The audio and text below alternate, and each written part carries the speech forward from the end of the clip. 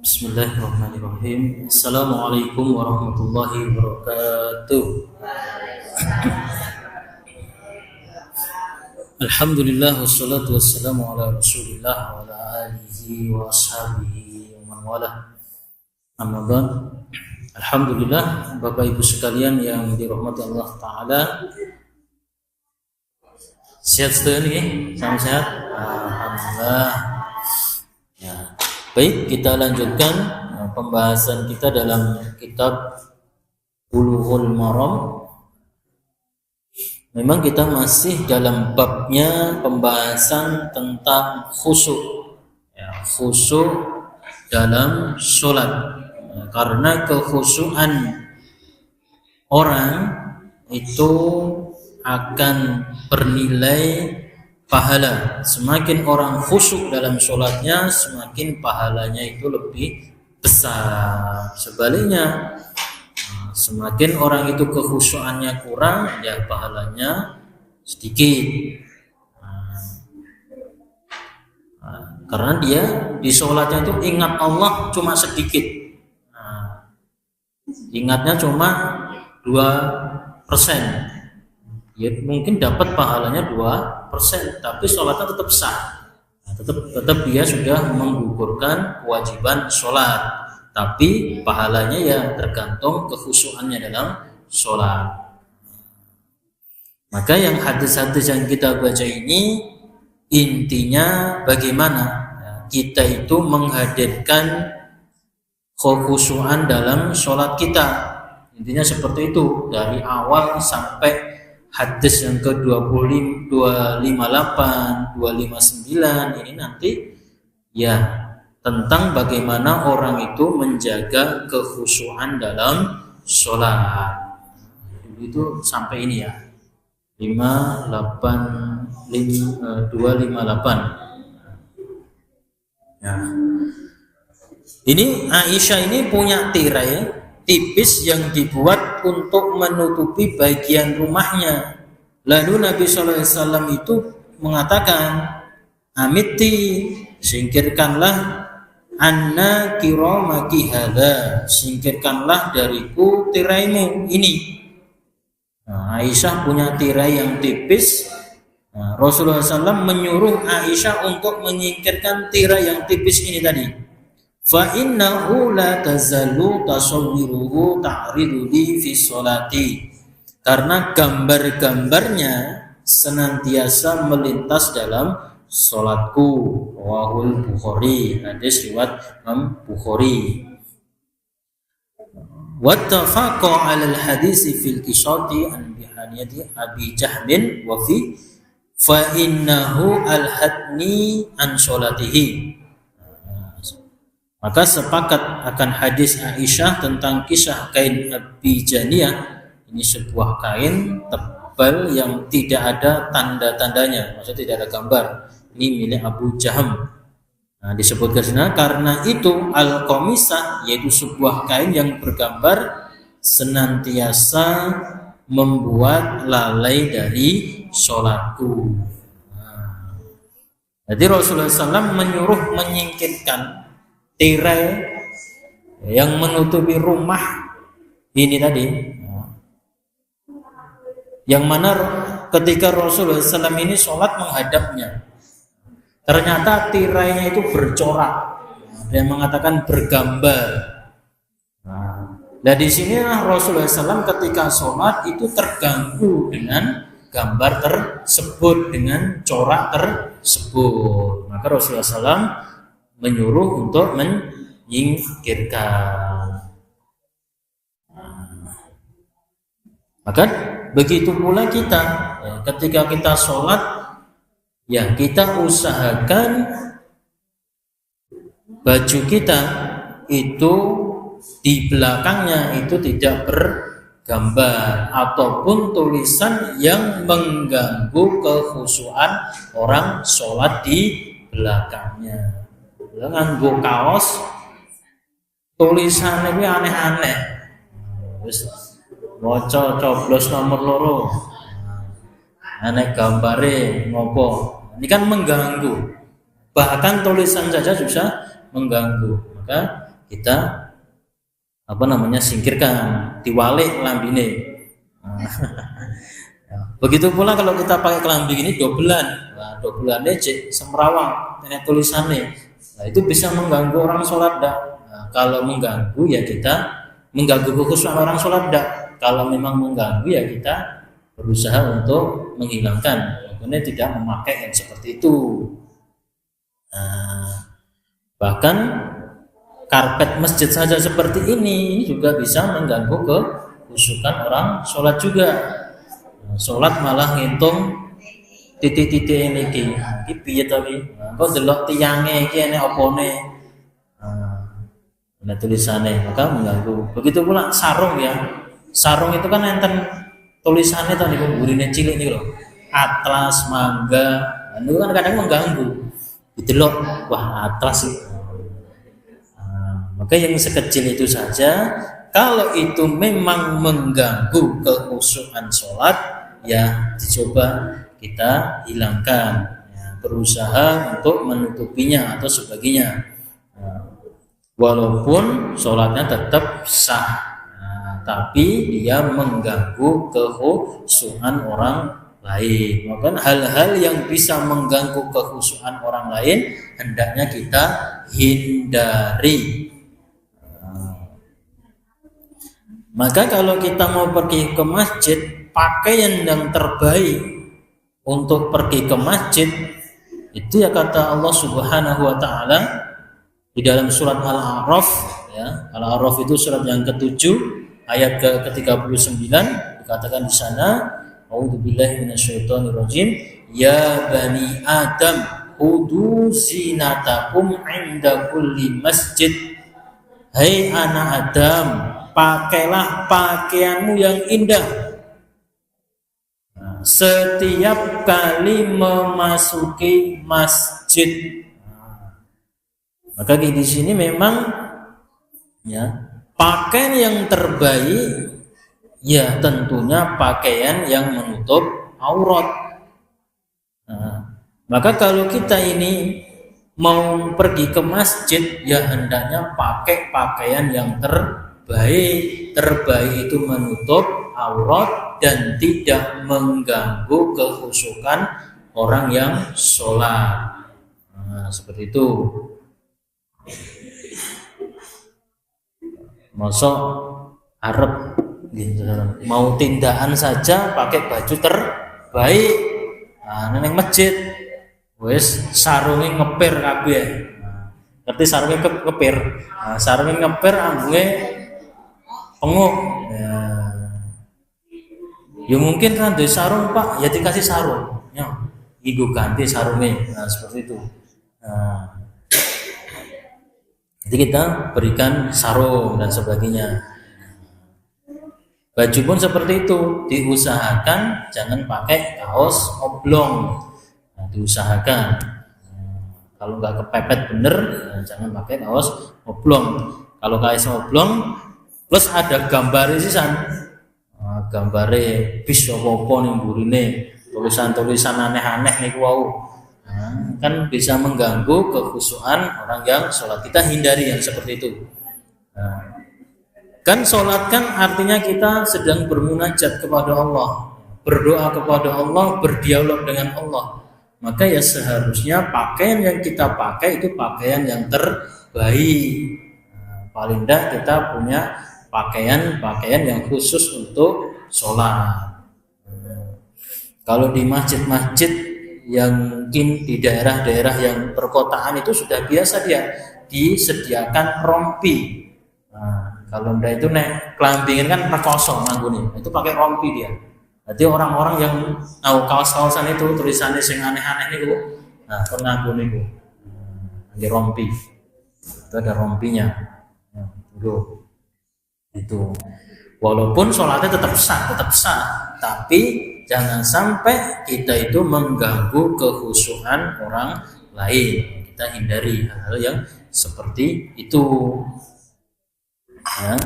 Karena Rasulullah SAW juga mengatakan innallaha jamil, Allah itu indah, yuhibbul jamal, Allah itu menyukai keindahan.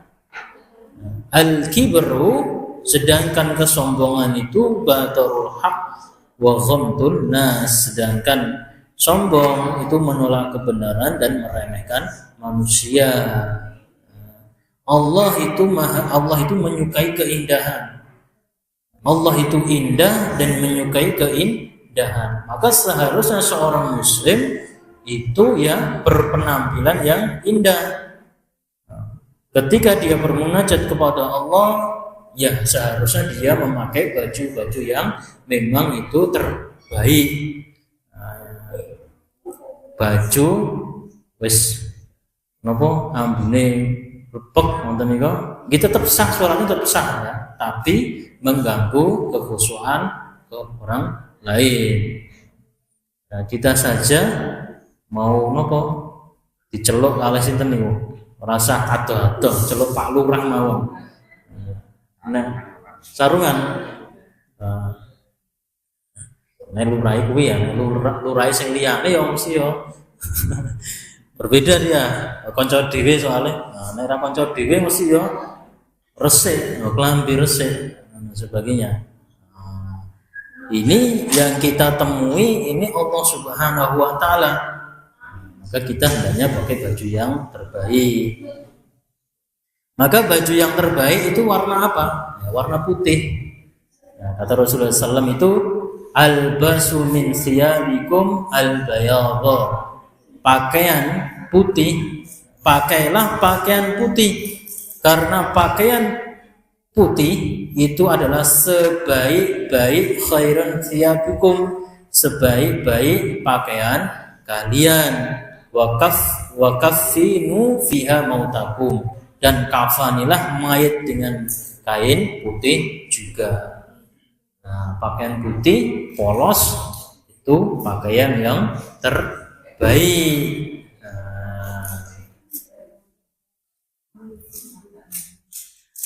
Kata Rasulullah SAW lagi, albasu min siyabikum bayadha. Pakaian-pakaian putih itu, pakailah pakaian putih karena pakaian seperti itu lebih bersih, adhar, dan wa'adyab, dan lebih baik. Wa kaffinu fiha mautakum, dan kafanlah pula mayat dengan kain putih. Lah ngafani kain putih orang aneh Pak? Ya boleh. Nah, pakai hitam juga boleh, hijau juga boleh. Tapi yang baik itu pakaian apa? Warna putih. Kira-kira pocong ireng wae rane nggih. Pencalon warna ireng wah rane. Malah raweti. Nah, mesti biasanya putih-putih medhe. Nah, pocong warnane putih, kuntilanak warnane putih kelambine. Sopo le?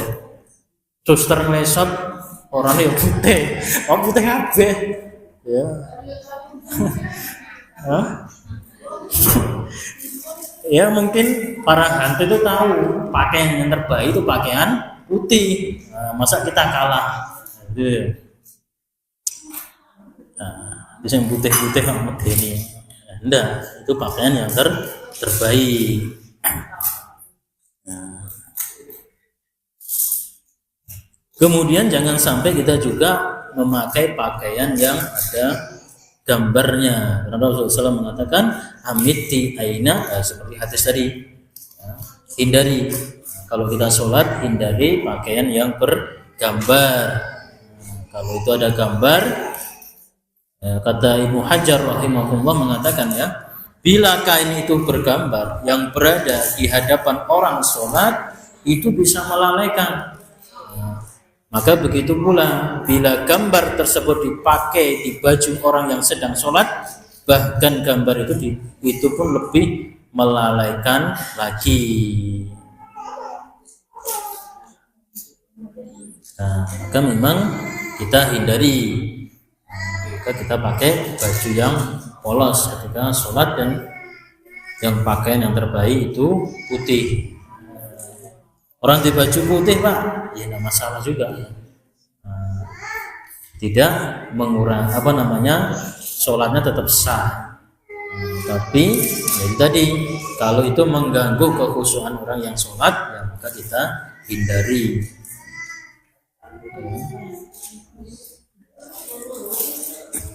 Ya, bisa difahami di sini? Nah, diusahakan pakai yang polos. Aku pengen pakai yang polos putih. Alhamdulillah. Jadi dengan sudah mengamalkan sunnah Rasulullah Shallallahu Alaihi Wasallam. Itu tentang. Kemudian hadis yang selanjutnya 260. Wa an Jabir bin Samurah, dari Jabir bin Samurah radhiyallahu anhu, qala, dia berkata, qala Rasulullah sallallahu alaihi wasallam, Rasulullah SAW bersabda, la yantahiyanna aqwamun, hendaknya orang-orang itu berhenti dari yarfa'una absarahum ila sama'i fi shalah, hendaknya dia itu berhenti dari mengangkat pandangan mereka ketika sholat. Apa? Menengok. Nah, ketika sholat dia menengok ke atas, lihatnya ke atas. Aula tarji'a ilaihim. Ya, atau ini keras lagi ya. Maksudnya peringatannya agak keras dari Rasulullah SAW. Aula tarji'a ilaihim, atau pandangan itu akan kembali lagi kepada mereka. Bisa juga pandangan ini nanti diambil oleh Allah Ta'ala. Dia buta. Ini maksudnya biaya, nanti ada maksudnya ya. Jadi di sini hadis riwayat Muslim ini ya, aula tarji'a, atau namanya jadi kan di sini saya yarfa'u aula tarji'a ilaihim, ini ancaman ya, agar tidak mengangkat pandangan ke langit ketika sholat. Kalau tidak, kalau dia mengangkat pandangan ke langit, maka jika tidak, pandangan mereka tidak akan kembali. Nanti pandangannya rabali, artinya dia buta. Nah, nanti saya sebutkan ya.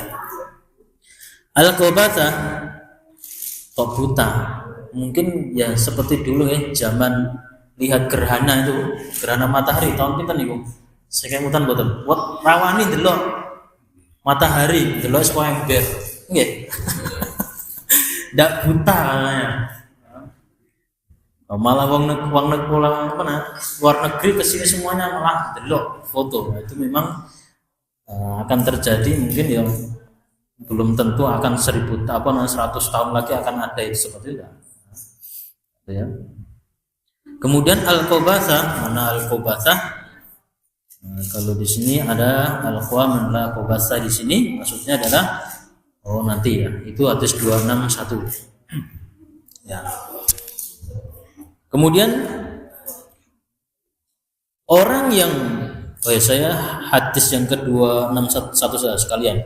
Walahu, dan baginya, ini Jabir bin Samurah an Aisyah radhiyallahu anha, dari Aisyah radhiyallahu taala meridhoinya, qalat sami'tu Rasulullah sallallahu alaihi wasallam, aku mendengar Rasulullah sallallahu alaihi wasallam yaqulu la sholata, tidak ada sholat. Di sini ada yang mengartikan kalau dalam mazhab Zahiri, orang-orang yang dia itu memaknai secara tekstual, mazhab Zahiri, inilah sholata, tidak sah sholatnya. Nah, tetapi kalau para ulama, jumhur ulama, kata la sholata di sini tidak sempurna sholatnya. Jadi orang sholatnya rasa, tapi orang kurang sempurna sholatnya. La sholata, saya pakai terjemahannya jumhur ulama ya. La sholata, tidak sempurna sholat seseorang bi khadratit ta'am, apabila makanan sudah dihidangkan.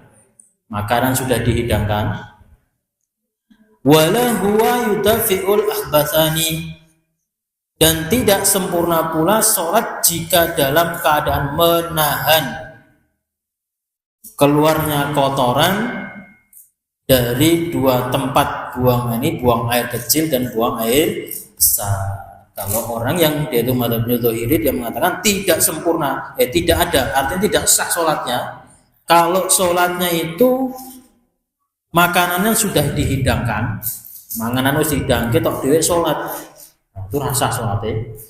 Kedua, orang yang sholat menahan kencing dan buang air besar, ngempet. Nah, ini kata dalam mazhab Zahiri dia nggak sah. Tetapi jumhur ulama mayoritas ulama mengatakan tidak sempurna. Tidak sempurna artinya sholatnya sah tapi kurang sempurna. Tidak sempurna sholat seseorang itu apabila makanannya sudah dihidangkan. Yang kedua, tidak sempurna sholatnya ketika dia itu menahan kencing dan buang air besar. Bayangkan jenengan pas makanan bisa tidak kita khusyuk? Ya, jenengan khusyuk tak anjmi jempol sekawan. Mikirnya panganan itu, apa nih luwe bisa, mahamane nazan. Maka habiskan dulu kalau memang tidak bisa menjaga kekhusyukan. Kemudian menahan kencing dan menahan buang air besar. Nah, ini coba jenengan sholat menahan kencing itu molet kan. Dah wis wemen. Maka tidak sempurna. Maka seperti itu ya keluar saja kencing, habis itu wudu lagi, ikuti sholat lagi. Kalau memang dia itu tidak bisa menjaga kekhusyukannya, gitu ya. Kita dari 260 dari hadis yang pertama saya baca. Yang pertama yang bisa kita ambil pelajaran ya dari hadis 260 ini dan 261. Yang pertama, orang yang mengangkat pandangan ke langit, para ulama itu mengatakan pertanda hatinya itu tidak khusyuk dia. Kata para ulama, melakukan sholat dengan mengangkat pandangan ke langit, kata para ulama itu pikirannya itu melayang kemana-mana. Wong ngalamun itu ndeloke dhuwur apa ngisor to? Jadi kalau orang sholat itu lihatnya melayang dan dhuwur niki, kuwi mesti iki pikirannya mabur ya, melayang-layang. Tuh, mungkin mikir napa ora mudeng aku. Wong mikir itu nggih ya menunda juga nek wis ke atas ini wis kita wis melayang-layang kata para ulama ya. Yang pertama. Yang kedua, larangan mendangakkan kepala di saat sholat. Tidak boleh kita sholat karo dengangak dhuwur. Nah, ini dilarang, jangan. Yang ketiga, udah ya. Artinya Allah Ta'ala itu mencabut pandangan ke langit tadi. Orang yang sholat itu dengangak ke atas, Allah akan cabut pandangannya. Nah, maknanya di sini, ya. Yang pertama itu untuk menguatkan Allah itu maha mulia, karena dia nggak sopan sama Allah. Mendangak ini itu artinya dia tidak sopan dengan Allah Subhanahu wa taala. Artinya di sini Allah itu maha mulia. Maka jangan kalau kita berbicara dengan orang yang lebih tua dengan kita, maka adabnya itu tidak boleh melihat wajahnya, tidak boleh gini bicara sama orang tua. Ya harus menunduk gini.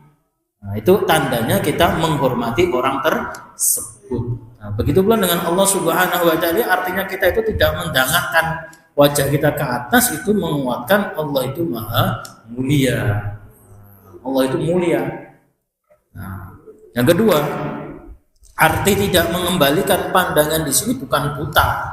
Maksudnya di sini adalah ya hatinya itu tadi pandangannya itu tadi sudah tidak khusyuk lagi.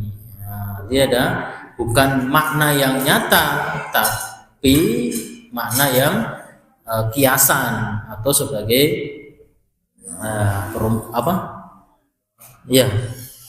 perumpamaan atau memang suatu kiasan. Nah, kiasan.